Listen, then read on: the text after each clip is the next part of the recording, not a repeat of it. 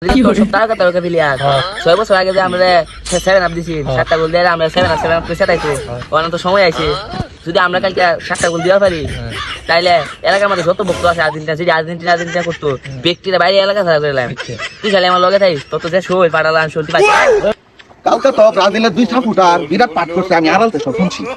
কই আজকে তো সাইডটা দিছি কই আজকে এদিকে খুঁজদাছি মারুন নি আইনারা কি কই আইনারা খালি আমার সাথে থাকবে দেখুন যে এখন বাইরে আজকে পানি ঠালাই দেব দেখুন আয়াল এই যাইতেছে আহো বাতিজা আহো তুমগল লেগে সিন্নি রয়া রেডি হয়ে খারে দিছি